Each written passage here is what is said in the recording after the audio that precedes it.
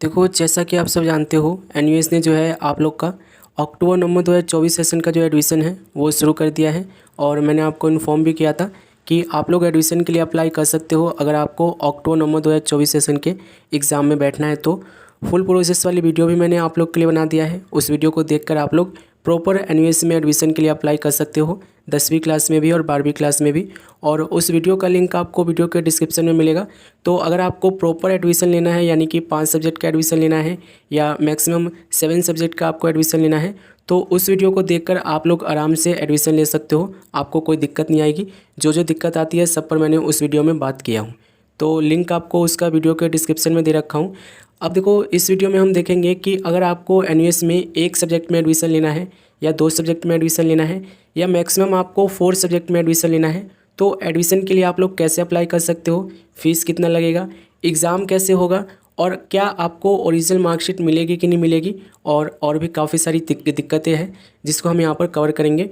तो देखो, अभी जो आप लोग का एडमिशन हो रहा है वो हो रहा है अक्टूबर नवंबर 2024 सेशन के लिए, ठीक है। यानी कि अगर आप अभी एडमिशन लोगे, 10वीं क्लास में लो या 12वीं क्लास में लो, आपका एग्ज़ाम कब होगा? आप लोग का एग्ज़ाम होगा अक्टूबर नवंबर 2024 सेशन में, ठीक है। यानी कि अक्टूबर के फर्स्ट वीक में आप लोग का एग्ज़ाम शुरू होगा अगर आप अभी एग्ज़ाम के लिए अप्लाई कर रहे हो, यानी कि एडमिशन के लिए अप्लाई कर रहे हो। तो इस वीडियो में हम डिटेल में देखेंगे कि आपको एक सब्जेक्ट में या मैक्सिमम 4 सब्जेक्ट में आपको एडमिशन के लिए कैसे अप्लाई करना है एनयूएस में। आप 10वीं क्लास में लेना चाहते हो या 12वीं क्लास में लेना चाहते हो तो, और एडमिशन फॉर्म को कैसे फिल करना है, डॉक्यूमेंट आपको कैसे अपलोड करना है, फ़ीस कितना लगेगा, ये सारी चीज़ें हम यहाँ पे समझेंगे।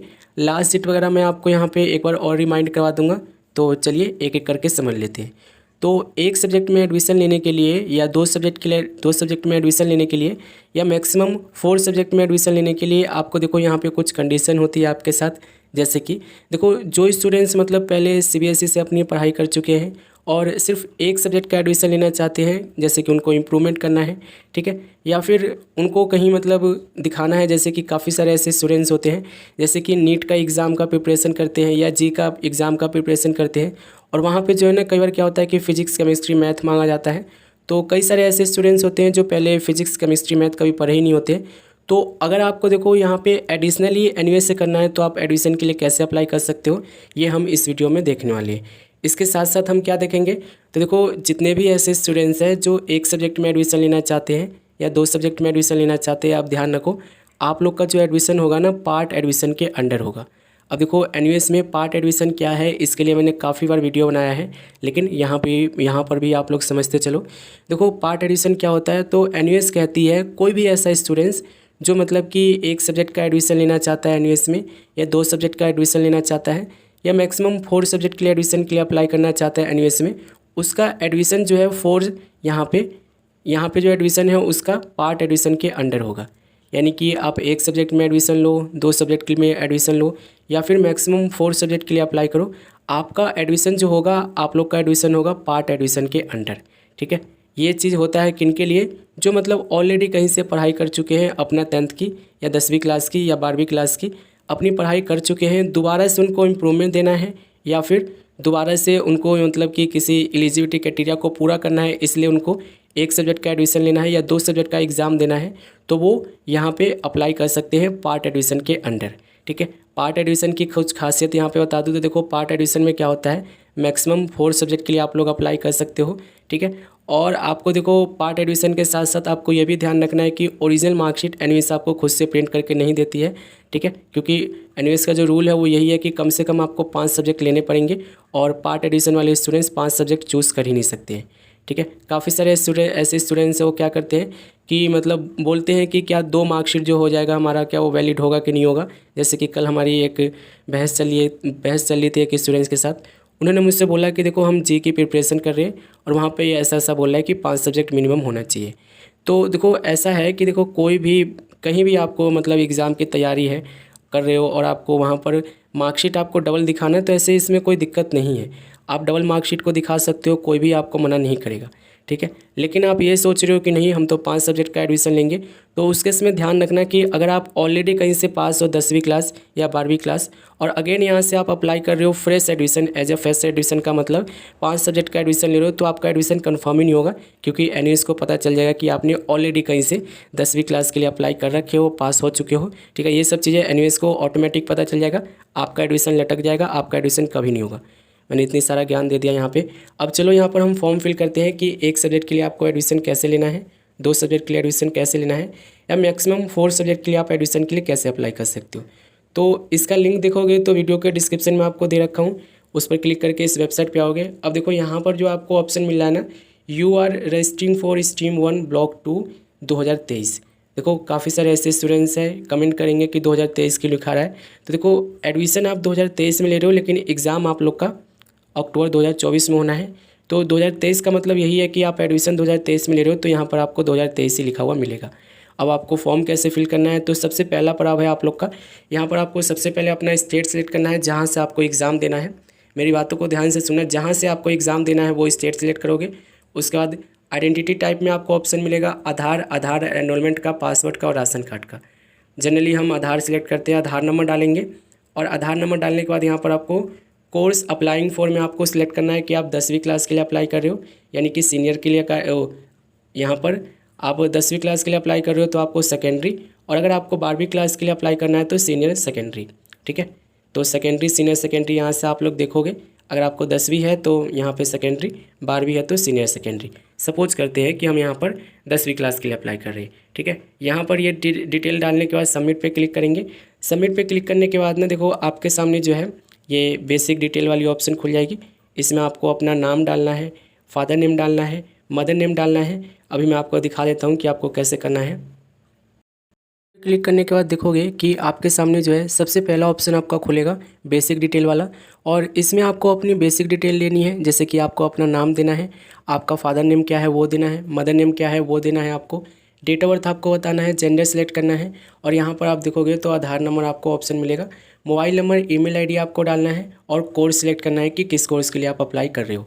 तो यहाँ पर जो आप लोग ये डिटेल डालोगे ना, फादर नेम हो गया, मदर नेम हो गया, आपका खुद का नेम हो गया, डेट ऑफ बर्थ हो गया, एक बार यहाँ पे आप डाल देते हो और वेरीफाई कर देते हो ओटीपी कोड डालने के बाद, तो ये जो है ना आपका नेम, आपका फादर नेम, आपका mother name, date of birth, ये मोबाइल नंबर, ईमेल आईडी सब फिक्स हो जाता है। इसमें आप कोई भी एडिट नहीं कर पाओगे। तो ये जो डिटेल आप डालोगे ना, जैसे कि देखो आपका खुद का नाम जो है आपके आधार से मैच करना चाहिए, आपका मम्मी का नाम, आपका पापा का नाम जो है वो आपके मार्कशीट से मैच करना चाहिए, डेट ऑफ बर्थ आप लोग के आधार कार्ड के बेस पे होना चाहिए या मार्कशीट के बेस पर होना चाहिए, ध्यान रखना।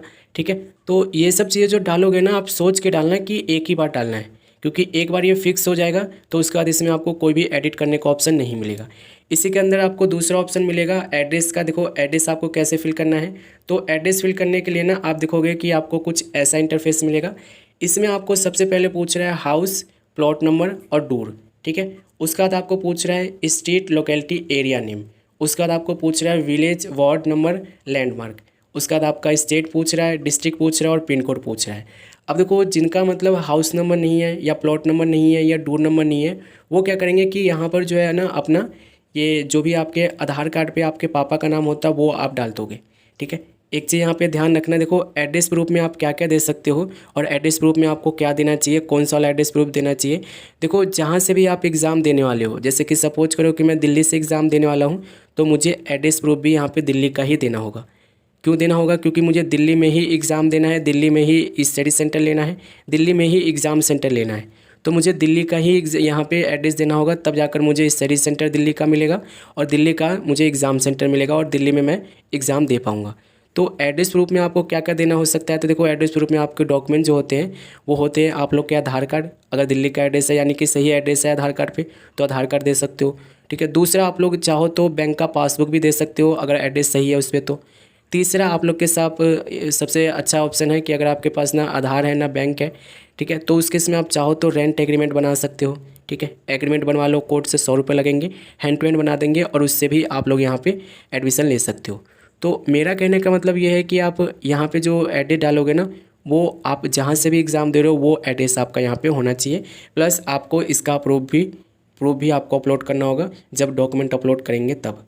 ठीक है, तो यहाँ पर एड्रेस कैसे फिल करना है, सबसे पहले आपको प्लॉट नंबर, डूर में, हाउस में आपको क्या करना है, अगर आपका प्लॉट नंबर नहीं है, हाउस नंबर नहीं है, डूर नहीं है, तो उस केस में इसमें अपना पापा का नाम डाल देना है पूरा, जैसे आपके यहाँ पे आधार कार्ड पे शो हो रहा है। काफ़ी सारे आधार कार्ड पे आपको देखोगे कि फ्रंट साइड पे फादर नेम नहीं होता है, एड्रेस वाले लाइन में आपके फादर नेम होते हैं, तो वही वाला आपका फादर नेम जो है आपको पहले नंबर पे क्लिक डाल देना है। दूसरे में आप देखोगे तो स्ट्रीट, लोकेलिटी, एरिया, जैसे कि आपको स्ट्रीट पता है, लोकेलिटी पता है, या फिर आपको यहाँ पर एरिया नेम पता है तो यहाँ पे बता सकते हो।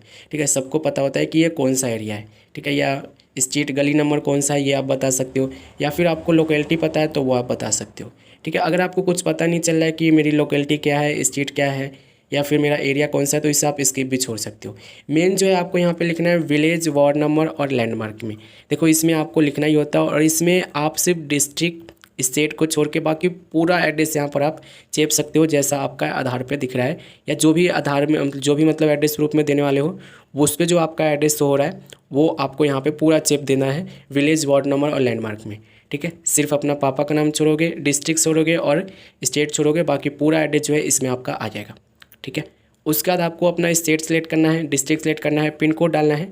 उसके बाद देखोगे ना तो टेलीफोन का आपको नंबर मिलता है, यानी कि टेलीफोन डालने का ऑप्शन मिलता है, तो टेलीफोन है तो डाल देना, नहीं तो इसे स्किप कर देना।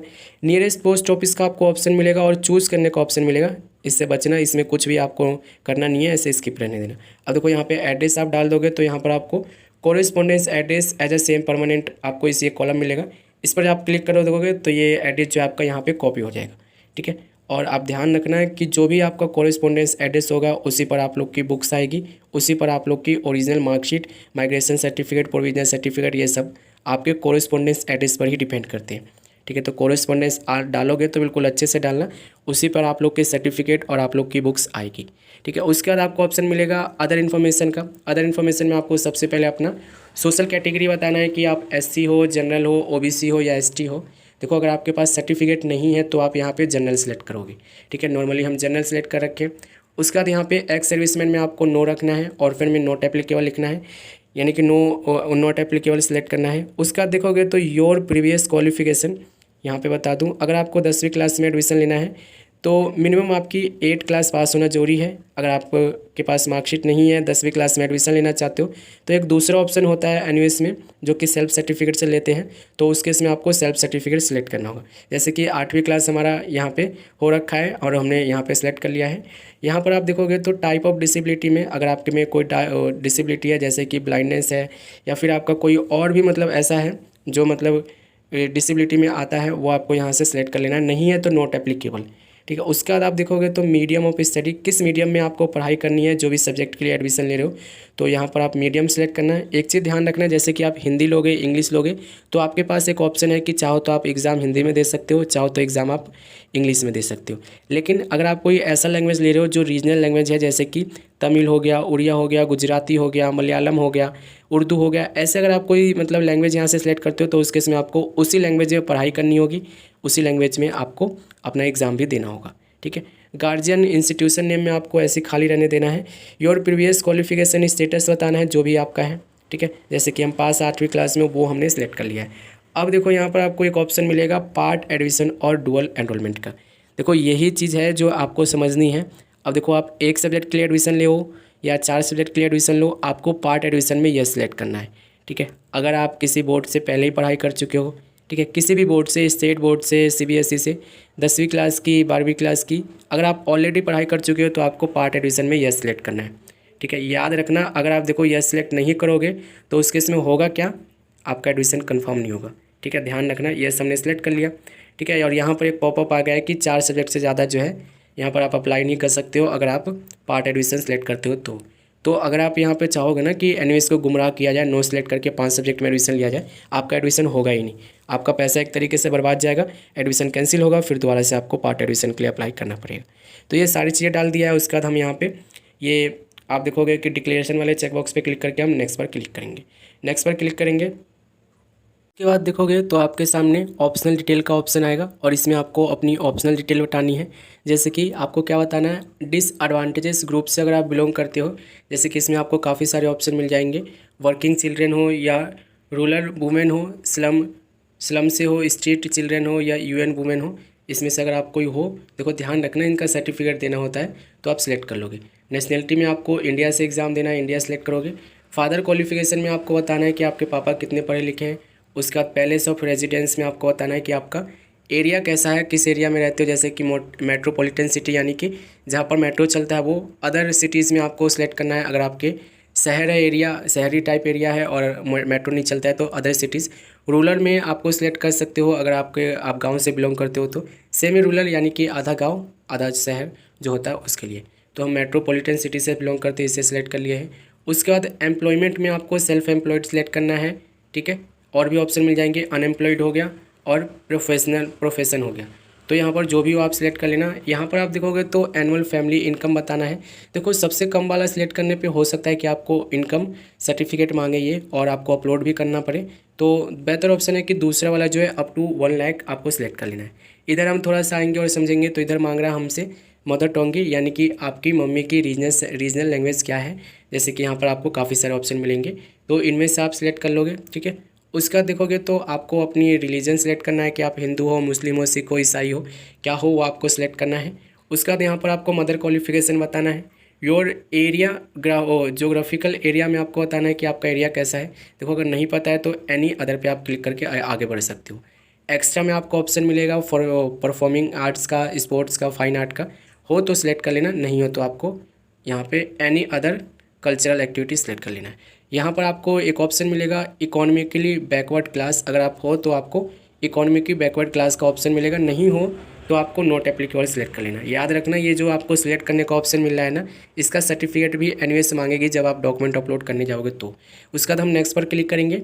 नेक्स्ट पर क्लिक करने के बाद देखोगे तो आपको यहाँ पे अपना सब्जेक्ट सेलेक्ट करना होगा। जैसे कि यहाँ पर हम यहाँ पे सब्जेक्ट सेलेक्ट करेंगे। इसके बाद जो है आपको यहाँ पे सब्जेक्ट सिलेक्शन करना होगा कि आप कितने सब्जेक्ट के लिए और कौन से सब्जेक्ट के लिए एडमिशन लेने वाले हो। जैसे कि यहाँ पर मैंने आपको बताया कि हम क्या कर रहे हैं, एक सब्जेक्ट का एडमिशन कर रहे हैं। आप चाहो तो 4 सब्जेक्ट का एडमिशन भी यहाँ पे मैक्सिमम कर सकते हो, लेकिन 5 सब्जेक्ट यहाँ से आपको सिलेक्ट नहीं करना है अगर आपने पार्ट एडमिशन लिया है तो, ठीक है, ध्यान रखना, ठीक है। दूसरा चीज़ देखो, पार्ट एडमिशन वाले जो स्टूडेंट्स हैं जो ऑलरेडी पास है 10वीं क्लास या 12वीं क्लास, वो टीओसी के लिए अप्लाई नहीं कर सकते हैं, क्योंकि जो फेल स्टूडेंट्स होते हैं उन्हीं का टीओसी होता है, ठीक है। तो टीओसी के लिए भी आप लोग अप्लाई नहीं कर सकते हो। ध्यान रखना टीओसी वाले सब्जेक्ट, ये जो टीओसी वाले ऑप्शन है इस पर आपको कुछ छेड़खानी नहीं करना है, जैसा है वैसा ही रहने देना है। अब यहाँ पर आपको देखना होगा कि आपको कौन सा सब्जेक्ट लेना है। तो हर लिस्ट में आपको ऑप्शन मिलेगा, जैसे कि ग्रुप ए में आपको लैंग्वेज सब्जेक्ट मिलेंगे, ठीक है, जिसमें आपको मैक्सिमम 2 की छूट है। इसमें आपको ये ग्रुप बी में आप देखोगे तो यहाँ पर ये आपको लैंग्वेज सब्जेक्ट मिलेंगे, इनमें से आपको चाहो तो सिलेक्ट कर सकते हो। अब देखो यहाँ पर आपको सब्जेक्ट देखने होंगे कि आपको कौन से सब्जेक्ट चाहिए। जैसे कि यहाँ पर आप देखोगे तो ये ऑप्शन यहाँ पे दिया गया है, ठीक है। तो इसमें से आप सिलेक्ट कर सकते हो, मैक्सिमम 5 का है। आपको ध्यान रखना है कि मैक्सिमम 4 सब्जेक्ट से ज़्यादा के लिए अप्लाई नहीं कर सकते हो, ठीक है। यहाँ पर आपको एक और ऑप्शन मिल जाएगा वोकेशनल टाइप के सब्जेक्ट का, तो इसमें से अगर आप कोई एक सब्जेक्ट लेना चाहो तो ले सकते हो, ठीक है। जैसे कि यहाँ पर देखो हमें मैथ के लिए एडमिशन लेना है, ठीक है, क्योंकि हमें मान के चलते हैं कि हम यहाँ पर जो है जी के एग्ज़ाम में बैठने वाले हैं, हमें मैथ चाहिए, मैथ नहीं था हमारे पास, तो यहाँ पर हमें मैथ यहाँ पे देखना होगा कि हमें कौन से कॉलम में है। तो कोर्स ग्रुप बी में आपको ये ऑप्शन मिल जाएगा मेरे हिसाब से, ये देखो मैथ का, मैथमेटिक्स का, इसे आपने सेलेक्ट कर लिया। अब देखो काफ़ी सारे लोग जो है ना वो बोलते हैं कि मतलब एक सब्जेक्ट का एडमिशन नहीं होता है, मिनिमम 2 सब्जेक्ट का एडमिशन होता है, तो ऐसा नहीं है। देखो एडमिशन आपको 1 सब्जेक्ट का लेना है, 2 सब्जेक्ट का लेना है, 3 सब्जेक्ट का लेना है, 4 सब्जेक्ट का लेना है। मार्कशीट आपको एनयूएस से खुद से प्रिंट करके नहीं देगी, ठीक है। आपको ऑनलाइन अप्लाई करना होगा खुद से, तब आपको ओरिजिनल मार्कशीट मिलेगी, ठीक है। क्योंकि पार्ट एडमिशन का रूल है, पार्ट एडमिशन का जो मार्कशीट है एनयूएस खुद से प्रिंट करके नहीं देती है, आपको ऑनलाइन अप्लाई करना होता है, ठीक है। तो यहाँ पर हम एक सब्जेक्ट के लिए अप्लाई कर रहे हैं, आप चाहो तो मैक्सिमम 4 सब्जेक्ट के लिए अप्लाई कर सकते हो। नेक्स्ट पे हम क्लिक करेंगे। नेक्स्ट पे क्लिक करने के बाद देखोगे तो आपके सामने ये ऐसा इंटरफेस आएगा जो कि है स्टडी सेंटर सिलेक्शन का। अब देखो अभी हो सकता है कि आपको यहाँ पे स्टडी सेंटर ना मिले, ठीक है, क्योंकि सीटें होंगे नहीं, तो यहाँ पे आपको स्टडी सेंटर दिखेगा नहीं। तो अपने डिस्ट्रिक्ट में यहाँ पे जैसे कि देखो हम इस डिस्ट्रिक्ट सेलेक्ट किया है, हमें स्टडी सेंटर मिल गया है, ये देखो, जैसे कि अपना हमने इस डिस्ट्रिक्ट सेलेक्ट किया है, हमें मिल गया है। लेकिन अगर आपको आपके डिस्ट्रिक्ट में आपको इस सब्जेक्ट का स्टडी सेंटर नहीं मिल रहा है, तो नियर बाई जो आपके सिटी है ना, यानी कि डिस्ट्रिक्ट है, उनमें आप भी ट्राई कर सकते हो, ठीक है। जो भी नियर बाई लगता है उसमें भी आप ट्राई कर सकते हो, और उसमें जाकर अपना जो है यहाँ पर आपको सिलेक्ट कर लेना है, ठीक है। जैसे कि यहाँ पर हमारे डिस्ट्रिक्ट में है, तो यहाँ पर हम अपना डिस्ट्रिक्ट सेलेक्ट कर लेते हैं। यहाँ पर आप देखोगे तो सीट आपको मिल गया है। अब आपको सिलेक्ट कैसे करना है, तो देखो यहाँ पर आप देखोगे तो आपको रेफरेंस दिया गया है, यहाँ पर 1 2 3 करके आपको रेफरेंस देना है। तो यहाँ पर आप देख लेना कि कौन सा वाला नियर बाई है आपका, ठीक है, वो आपको देखना होगा।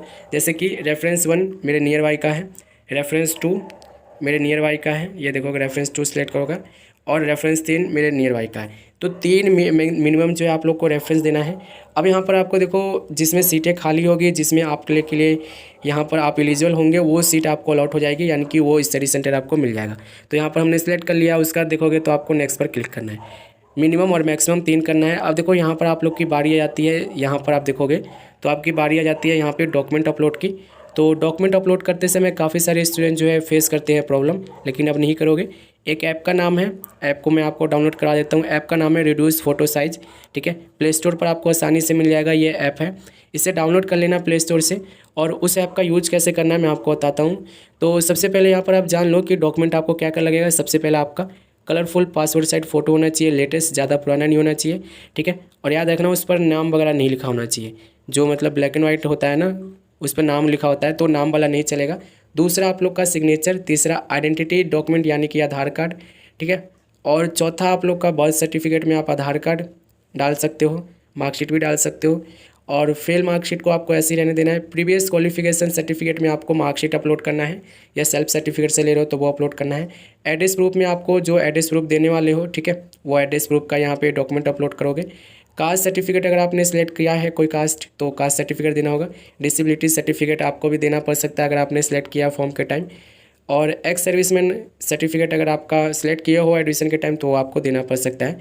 एनी अदर सर्टिफिकेट में चाहो तो और कोई डॉक्यूमेंट दे सकते हो, ठीक है। अब इन सारे डॉक्यूमेंट का जो साइज़ है ना, वो 1 MB है। दूसरी यहाँ पर ये PDF में नहीं लेगा, आपको सिर्फ फ़ोटो खींच के अपलोड करना होगा। जैसे कि सपोज करो कि यहाँ पर मैं आपको ये आप देखोगे तो यहाँ पर फ़ोटो मैं आपको अपलोड कर देता हूँ। ब्राउज पर क्लिक करेंगे, ब्राउज पर क्लिक करने के बाद फाइल पे क्लिक करोगे, फाइल पे क्लिक करने के बाद ये 3 लाइन पे क्लिक करोगे। अब देखो मैं पुराने मोबाइल से करके दिखा रहा हूँ, तो मैं ऐसा हो सकता है कि आपका आगे पीछे हो। यहाँ पर एक ऐप मिल जाएगा जिसे हमने डाउनलोड किया है, रिड्यूस फोटो साइज़ का। इस पर हम क्लिक करेंगे, सिलेक्ट इमेज पे क्लिक करेंगे, और जहाँ भी हमने फ़ोटो खींचा है ना, वो फ़ोटो हम यहाँ से सिलेक्ट कर लेंगे। जैसे कि हम कैमरा में चले जाते हैं, ये कैमरा में जो भी हमारा फ़ोटो है वो हम सिलेक्ट कर लेंगे। जैसे कि ये देखो, ये हम फ़ोटो सिलेक्ट कर लिए हैं। और यहाँ पर इस ऐप का ऑप्शन मिलने पर देखो ये एक यही ऑप्शन है जो मुझे बेस्ट लगता है, ये आप क्रॉप कर सकते हो, ठीक है। क्रॉप करके यहाँ पर जितनी साइज़ चाहिए वो आप सेलेक्ट कर सकते हो। साइज़ भी यहाँ पे देख सकते हो कितना है। डन पर आप क्लिक करोगे तो ये फ़ोटो आपका अपलोड हो जाएगा, ठीक है। इसी तरीके से सारे डॉक्यूमेंट जो आपको यहाँ पे अपलोड करने हैं, ठीक है। और एक एक करके आपको neat and clean document upload करना है, ये नहीं कि आपको ब्लर वाला डॉक्यूमेंट अपलोड कर देना है, ठीक है। दूसरा चीज़ देखो, जो सर्टिफिकेट पे आपका फ़ोटो नहीं है, जैसे कि आधार कार्ड हो गया, आधार कार्ड के अलावा कहूँ मैं आपका, क्योंकि आधार कार्ड पे भी आपको देखो कर देना है सिग्नेचर, क्योंकि आधार कार्ड पे जो आपका वो फ़ोटो होता है ना, वो बहुत पुराना होता है। तो वेरीफाइड जो होता है ना, थोड़ा सा मतलब दिक्कत करता है एडमिशन कंफर्म करने में। बात यहाँ पे बर्थ सर्टिफिकेट हो गया, फिर आपका कास्ट सर्टिफिकेट हो गया, या फिर आपका मार्कशीट हो गया, ये सब आपको एज वेल एज ओरिजिनल वाली, ठीक है, या डिजी लॉकर वाली आपको अपलोड करनी है। सारे डॉक्यूमेंट अपलोड करने के बाद नेक्स्ट पर क्लिक करोगे और आप लोग को पेमेंट करने का ऑप्शन मिलेगा।